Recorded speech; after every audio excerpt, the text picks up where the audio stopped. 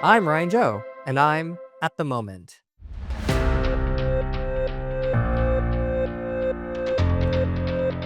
Right after grad school, I needed a job, so I took one at a place called Speech Technology Magazine. It paid me about $27,000 a year. I don't know how I made that work.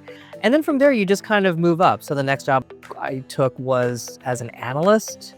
They paid me a little bit more. From there, I realized I didn't want to do that for the rest of my life because I guess there are people out there who do, but I'm not one of them.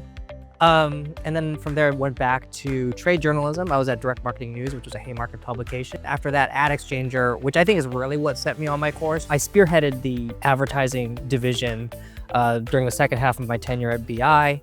And then after that, the job at Adweek opened up. They were looking for an editor-in-chief. I got it, was interested in it, and that's how I ended up there.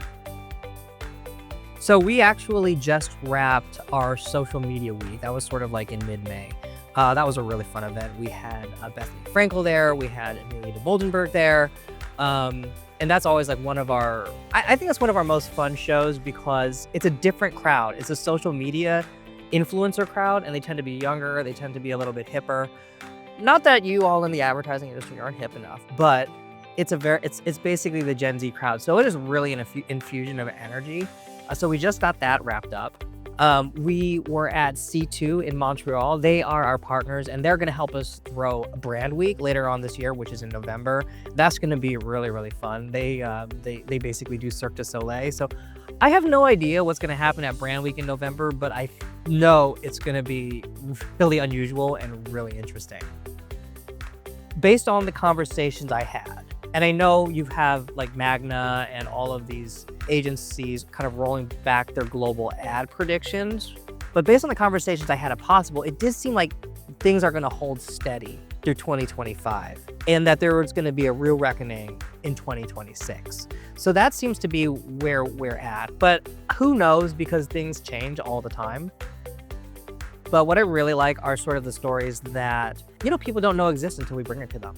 And oftentimes those are the stories that the people or the companies we're writing about don't want reported.